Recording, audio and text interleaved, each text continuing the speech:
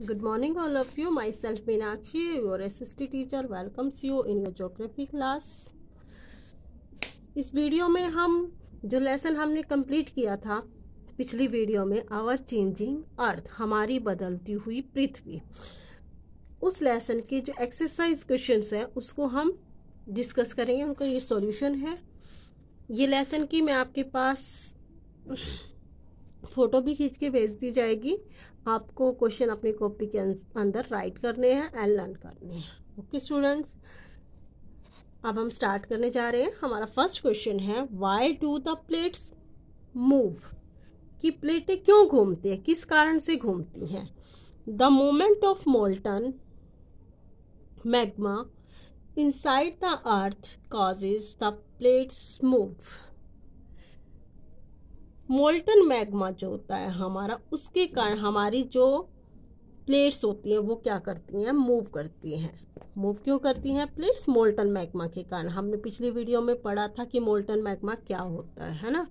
तो उसके कारण क्या होता है, हमारी पृथ्वी के अंदर क्या होता है, जब वो प्लेटें घूमती हैं तो उसके कारण हमारी पृथ्वी के ऊपर चेंज आता है। ठीक है, तो क्वेश्चन ये था कि why do the plates move क्यों करती हैं? मोल्टन मैग्मा, जो पृथ्वी के अंदर हमारा मोल्टन मैग्मा होता है उसके कारण हमारी प्लेटें मूव करती हैं। नेक्स्ट क्वेश्चन है, what are exogenic and endogenic forces? क्या होते हैं? पिछली वीडियो में हमने डिस्कस कर लिया था एक्सोजेनिक क्या होती हैं, एंडोजेनिक क्या होते हैं, यानी बाह्यजनिक और अंतर्जनिक बल क्या होते हैं। एक्सोजेनिक फोर्स, एक्सोजेनिक मतलब जो हमने पढ़ा था ना, जो क्या होता है, एक्सो का मतलब क्या था, आउटसाइड, यानी आउटसाइड जो हमारी पृथ्वी के अंदर जो चेंज आते हैं। The forces that work on the surface of the earth are called as exogenic force. जो बल पृथ्वी की सतह पर उत्पन्न होते हैं उन्हें हम क्या कहते हैं, एक्सोजेनिक फोर्सेस कहते हैं। हमने 2 टाइप के फोर्सेस पढ़े थे अर्थ मूवमेंट में, एक्सोजेनिक और एंडोजेनिक।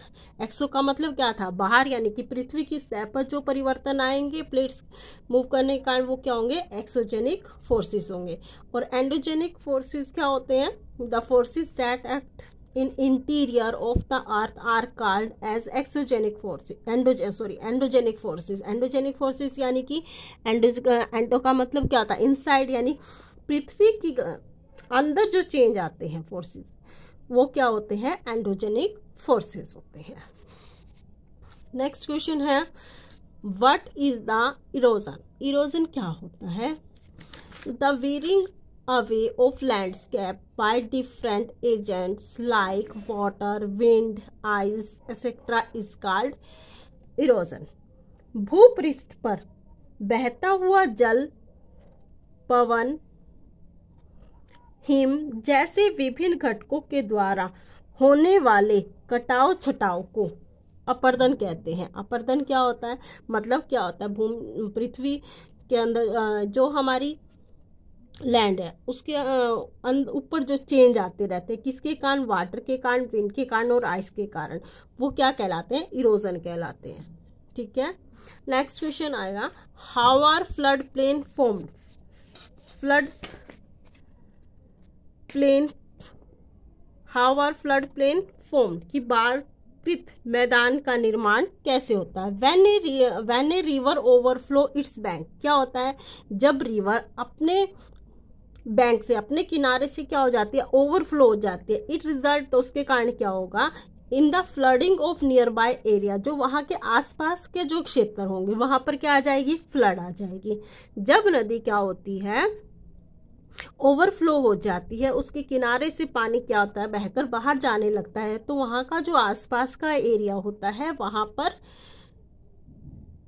बाढ़ आ जाती है। व्हेन इट फ्लड, जब वो बाढ़ आती है, it deposit layer of fine soil, तो वो क्या करती है, अपने साथ क्या होते हैं, अन्य अपने आसपास के जो क्षेत्र होते हैं वहां से वो क्या करती है, deposit layer of fine soil and other material called sediment along it's bank. तो नदी अपने आसपास वाले इलाकों में ढेर सारी मिट्टी और अन्य पदार्थ क्या कर देती है, इकट्ठा करती है। तो क्या होता है, बाढ़ आने से क्या होगा, मतलब पानी अपने साथ क्या, ऐसे नहीं पानी आ रहा है जा रहा है, ऐसा नहीं होता, क्योंकि पानी के साथ क्या करता है, अपने साथ कुछ ना कुछ मिट्टी के जो सेडिमेंट्स होते हैं, पार्टिकल्स होते हैं, उनको अपने साथ बहा कर लाता है। तो जब वो अपने साथ मिट्टी के जो सेडिमेंट्स होते हैं वो बहा कर लाता है, तो उसको कहीं ना कहीं उसको क्या करेगा, कहीं ना कहीं एक स्थान पर आकर जब ओवरफ्लो कम हो जाता है तो उनको वहाँ पर डिपॉजिट कर देता है। जो वहाँ पर अन्य पदार्थ क्या हो जाते हैं, इकट्ठे होते हैं। This leads to the formation of flat fertile plain named as flood plain. तो जो कि एक, अब इससे क्या होगा, एक उपजाऊ बाढ़कृत मैदान का निर्माण होगा। ठीक है, how are flood plains form, बाढ़कृत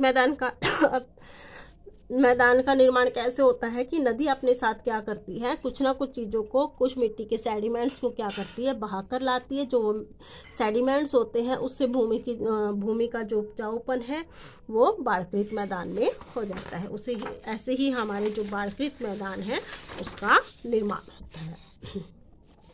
next question है, what are sand dune. Sand dune क्या होता है, बालू टिब्बा। बालू टिब्बा क्या होता है, When the wind blow, कि जब हवाएं चलती हैं, it lifts and transported sand from one place to another।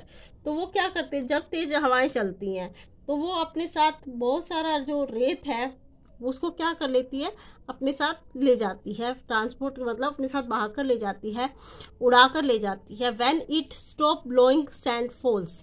जब क्या होता है, जब हवा का बहाव क्या हो जाता है, रुक जाता है, and gets deposit in low hill like a structure. तो इससे क्या हो जाता है, एक छोटी सी क्या बन जाती है, पहाड़ी टाइप में बन जाता है वो। दिस कॉल्ड सैंड ड्यून, उसे हम क्या कहते हैं, सैंड ड्यून कहते हैं। तो समझ में आया कि सैंड ड्यून क्या होता है। रेगिस्तान, मान लो रेगिस्तान है, रेगिस्तान में जब तेज हवाएं चलती हैं तो क्या करेंगे, हवा ऐसे नहीं, हवा चल रही है तो वो क्या करेगी, हवा चलने के साथ साथ अपने साथ क्या होगा, रेत उड़ा कर ले जाएगी। जब इस हवा का बहाव रुक जाएगा तो वहां पर एक क्या होगा, एक पहाड़ी बन जाएगी जिसे हम बालू टिब्बा कहते हैं। मैंने आपको जब ये लेसन रीड करवाया था तो उसमें मैंने एक कार का उदाहरण दिया था कि जैसे एक कार है, उसको अगर आप कई दिनों तक वहीं पे छोड़ देते हो, रेगिस्तान में छोड़ देते हो, थोड़े दिन बाद देखोगे कि आपको कार ही नहीं दिखाई देगी, क्योंकि क्या होगा, वो कार क्या हो जाएगी, रेत के नीचे दब जाएगी। तो ये क्या होता है, सैंड ड्यून्स होता है। नेक्स्ट क्वेश्चन है, हाउ आर बीचेस फॉर्म्ड। कि जो समुद्री पुलिन होते हैं उनका निर्माण कैसे होता है, समुद्री पुलिन कैसे बनते हैं, ब्रिजेस कैसे बनते हैं। The sea wave deposit sediment along the sea heroes, this lead to the formation of beaches। ये कह रहा है कि जब समुद्री तरंगे जब किनारे पर अवसाद जमा करती है तब समुद्री पुलिन का निर्माण होता है। समुद्री तरंगे जब किनारों पर किसी अवसाद का निर्माण करती है तो उसे हम क्या कहते हैं, समुद्री पुलिन कहते हैं। बीचेस आपने सुना ही होगा, टीवी में देखा है हमने, बीचेस क्या होते हैं कि समुद्र के किनारे जब हवाएं चलती हैं, जब पानी तेज बहाव के साथ आता है तो वो क्या करता है, अपने साथ कुछ ना कुछ मिट्टी लाता है, और जब उसका बहाव कम हो जाता है वहाँ से दूसरे स्थान पर चला जाता है तो क्या होता है, वहाँ पर समुद्री पुलिन का निर्माण होता है, बीचेस का निर्माण होता है। नेक्स्ट क्वेश्चन है, what are oxbow lakes. Oxbow lakes क्या है, यानी चाप झील हम किसे कहते हैं।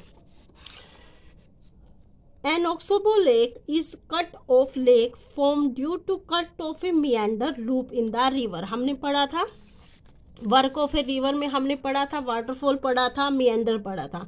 मेंडर क्या था, जब क्या होता है नदी ऐसे ऐसे क्या करती है, ऐसे ऐसे चलती है, उसे हमने क्या कहा था, मेंडर। जब ये मेंडर होते हैं, वो मेंडर क्या करते हैं, एक स्थान पर जाकर वो एक ऐसे, जैसे हमने ओक्स का ये बना के दिखाया था ऐसे लूप, तो वो एक बो बन जाता है ओक्स का, तो उसे हम क्या कहते हैं, ऑक्सबो लेक्स कहते हैं। An oxbow lake is a cut off lake form due to the cut off meander loop. जब जो नदी को मतलब कोई बहाकर आती है सांप के आकार में और उसका बहाव तेज होता है तो कुछ स्थानों पर वो क्या कठोर चट्टानों को भी काट कर सीधे बहने लगते हैं, जिससे विसर्प लूप नदी से क्या हो जाते हैं, कट जाते हैं। इस वीडियो में इस लेसन में हमने देखा था ना कि ओक्सोबोल लेक क्या होते हैं, ये नदी बह कर आ रही है लेकिन अपने साथ क्या है, थोड़ी देर बाद क्या होता है, जब ये बहती है तो ये अपने स्थान से कट जाती है और ये इसी को हम क्या कहते हैं, ओक्सो लेक कहते हैं। नेक्स्ट क्वेश्चन है गिव रीजन देना है हमने। Some rocks have a shape of mushroom. कुछ जो रॉक्स होती है वो मशरूम की शेप में होती है, ऐसा क्यों होता है? मशरूम हमने देखी है जो खाने के होते हैं, जिसे हम बचपन में सांप की छतरी कहते थे तो वो ऐसी क्यों होती है, इसका कारण बताना है। Some rocks have a shape of a mushroom because in desert में जो होता है मरुस्थलीय भाग में क्या होता है, some rock have shape of mushroom. कुछ जो मशरूम की टाइप की क्या होती है, रॉक्स होती हैं। Wide endorse the lower session of rock more than the upper session. इसमें क्या होता है, रेत के कण मार्ग में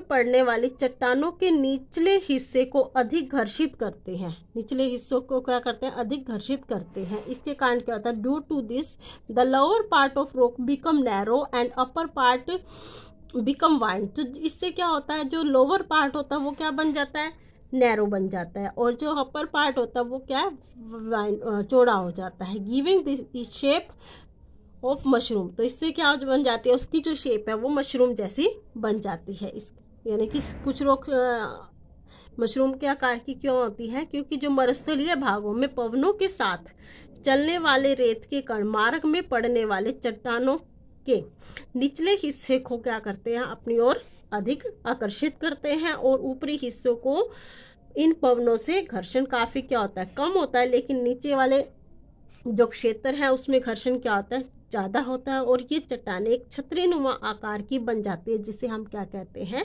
छत्रक शेल भी कहा जाता है। इसको हिंदी में हम क्या कहते हैं, मशरूम छत्रक शेल कहते हैं। Flood plains are very fertilize. ये जो बाढ़कृत मैदान होते हैं वो अधिक उपजाऊ क्यों होते हैं, इसका कारण बताना है। Flood plain are very fertilize because river deposit layer of fine soil and sediment along the plain during its flooding. ये कह रहे हैं कि फ्लड प्लेन बाढ़कृत मैदान क्या करते हैं, बाढ़ के समय नदी अपने तटों को पार करके अपने साथ क्या करती है, कुछ ना कुछ सेडिमेंट्स को बहा कर लाती है, ठीक है, और वो उसको क्या करती है, अपने आसपास के क्षेत्रों में उनको वहां पर जमा कर देती है, जिसके कारण जो फ्लड प्लेन्स होते हैं वो ज़्यादा क्या होते हैं, फर्टिलाइज होते हैं। नेक्स्ट क्वेश्चन है सी केव आर टर्न इनटू स्टैक। जो सी केव्स बनती हैं उसमें क्या होता है, स्टैक होते हैं। कैसे होते हैं स्टैक, कैसे बनते हैं, देखो सी केव पहले मैं आपको दिखा देती हूँ कि स्टैक क्या होते हैं। हमने पिछली वीडियो में तो किया था स्टैक क्या होते हैं। देखो वर्क ऑफ सी वेव में क्या होता है, पहले जब समुद्र की तरंगें के साथ टकराती रहती है तब क्या होता है, ये सी केव बनती है। जब और ज़्यादा टकराती है तो क्या बनते हैं, सी आर्च, यानी जिसकी क्या होती है, यहाँ पर छत होती है, उसे हम सी आर्च बोलते हैं। लेकिन जब बाद में क्या होता है, लास्ट में ये स्टैक बन जाते हैं अलग से, यानी यहाँ से क्या है, इसका जो आपस का इनका जो रिलेशन है वो बिल्कुल कट ऑफ हो जाता है, उसे हम क्या कहते हैं, स्टैक कहते हैं। Sea cave are turned into stack due to erosion by sea waves that break the roof of sea arches which was formed from sea cave. Sea cave क्या करती है, into stack, तो वो क्या बनती है, स्टैक में कैसे बनती है, इरोजन के कारण, बाय सी वेव में जो इरोजन होता है उसके कारण होती है। That brick roof of the sea arches, तो वो क्या करती है, जो सी आर्चिज है इसको हम वो क्या कर देती है, सी आर्चिज को खत्म कर देती है, और इससे क्या बन जाते हैं, इससे स्टैक्स बन जाते हैं। Building collapse due to earthquake. ये कह रहा है कि भूकंप के दौरान क्या होती हैं, इमारतें क्यों गिरती हैं। Most of the time building collapse due to the vibration of the earthquake के कारण क्या होती है, वाइब्रेशन होती है, and also they are not earthquake proof. देखो भूकंप के दौरान पृथ्वी की सतह में काफी कंपन उत्पन्न होता है, और इस कंपन से मकान या इमारतें क्या होती है, हिलने लगती हैं और मकान या जो इमारतें हिलने भी लगती हैं और साथ में गिरने भी लगती हैं। क्यों? क्योंकि जो हम इमारतें यहाँ पर बना रहे हैं वो क्या होती है, भूकंप रोधी नहीं होती, भूकंप को नहीं रोक पाती। इसके कारण क्या होती है, भूकंप के दौरान बहुत सारी इमारतें गिरती है। किसके कारण गिरती है? अर्थक्वेक के कारण जो वाइब्रेशन होता है उसके कारण इमारतें गिरने लगती हैं। Okay students, bye.